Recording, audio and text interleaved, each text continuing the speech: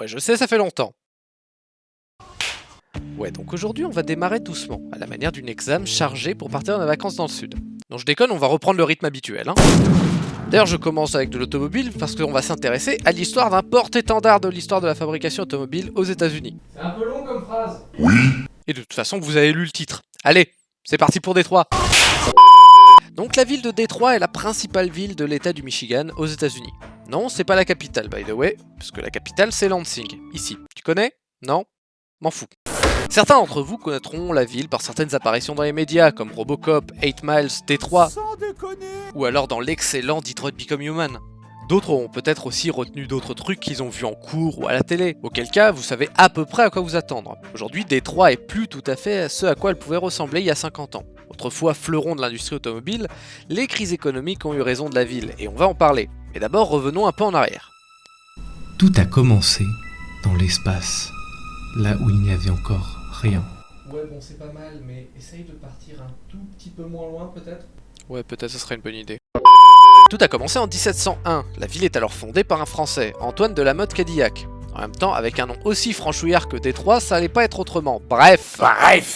La ville portait alors le doux nom de Fort Pontchartrain du Détroit. On a décidé entre-temps que c'était chiant à dire, du coup on garde Détroit. Eh oui. La colonie française se développe doucement, Étonnant, non? mais passera ensuite la guerre de 7 ans dont on parlera peut-être un jour si je décide de refaire une vidéo. Qui sait, hein? La guerre de 7 ans, donc on va pas épiloguer dessus 30 ans, mais elle oppose les royaumes de France et d'Angleterre. Bonsoir les enfants. Turbo chaud à l'époque pour coloniser les Amériques pépouses. Sauf qu'ils se mettent sur la gueule, et la France perd. Donc, qui dit défaite, dit traité de paix, et donc est signé le traité de Paris, pif paf pouf, Détroit est sous possession anglaise en 1763. Haha, je déconne, les Frenchies sont pas contents et se battent aux côtés des Amérindiens locaux. Mais ils perdent. Donc, pif paf pouf, Détroit est sous possession anglaise en 1763.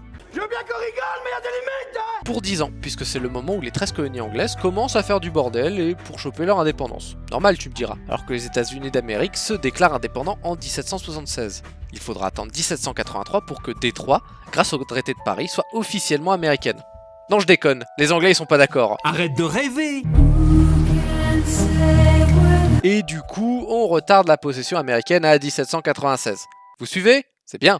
Maintenant qu'on a au moins les bases, on va ellipser encore. Et ouais, on aime les ellipses ici. On va sauter encore une vingtaine d'années et Détroit est la capitale du Michigan. La ville a grandi encore et adopte peu à peu une jolie architecture baroque qui lui vaut le surnom de Paris du Midwest. Pas mal, non? C'est français. La ville a la chance de se situer à proximité de Grands Lacs. Et ces grands lacs, ils se connectent au Canada. Et mine de rien, ça a un sacré territoire quand on regarde, hein. So big. Il devient alors évident que le Michigan a un potentiel de commerce, de transfert de pièces et de logistique vraiment poussé. Mais dites-moi, bonjour monsieur, vous voulez construire une usine? Eh ben soyez le bienvenu à Détroit.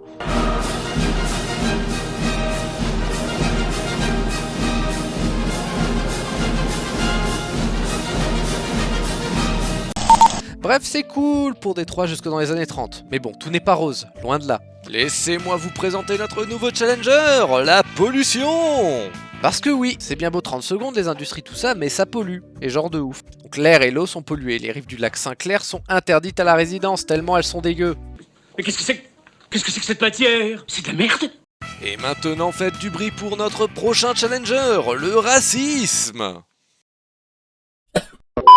Parce qu'effectivement, une ville qui explose en termes d'industrie attire beaucoup de travail et on a de nombreuses populations précaires qui viennent s'installer dans les usines. Ce sont surtout des populations afro-américaines en particulier. Il y a donc de plus en plus d'emplois et de plus en plus de gens.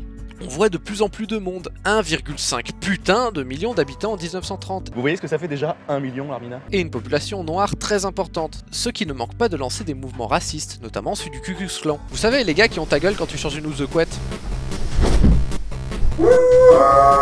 Détroit a été une des villes où le KKK s'est le plus développé à partir des années 20.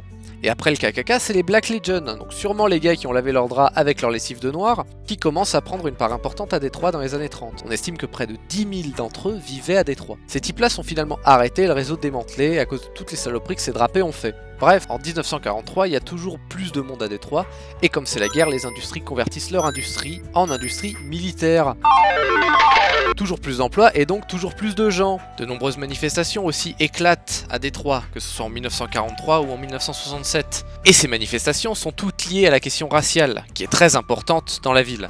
Ce clivage blanc-noir se ressent encore plus dans les années 70 avec le départ des populations blanches de la ville, et la ville obtient son premier maire noir en 1973, Coleman Young. Son élection ajoute davantage de clivage, puisque s'il satisfait les populations noires, ce n'est pas le cas des populations blanches et des hommes d'affaires. Assez rapidement, la population de Détroit commence à décroître. De 1,5 million, on passe à 713 000 habitants. Oh non, pas ça! Pas aujourd'hui, pas maintenant, pas après tout ce que tu as fait! Cette dimension réductrice de la ville se voit aujourd'hui sur plein de facettes. Des maisons abandonnées, des quartiers fantômes, les usines qui ferment peu à peu, et la capitale industrielle qui était Détroit n'est plus qu'un souvenir aujourd'hui. Aïe, aïe, aïe, aïe, aïe, aïe, aïe. La ville devient aussi la proie des gangs, à tel point que la ville est considérée aujourd'hui comme la plus dangereuse des États-Unis.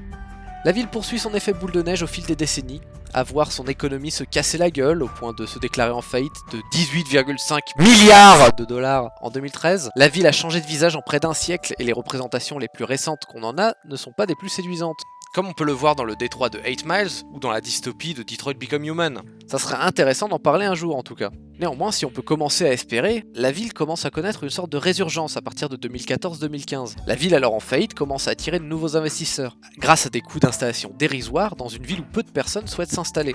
Certains groupes se portent aussi volontaires pour littéralement démonter d'anciennes habitations laissées à l'abandon, dans le but de récupérer du matériel dessus pour éventuellement d'autres projets de construction. Des résidences, des routes, des trams, des stades, et dans l'espoir de retrouver, sinon sa grandeur d'antan, au moins une forme de renaissance économique. Aujourd'hui, on ne peut qu'espérer qu'un jour la ville puisse au moins arriver à se relever, après la turbo-merde qu'elle s'est prise dans la tronche. Bref, j'ai fini du coup.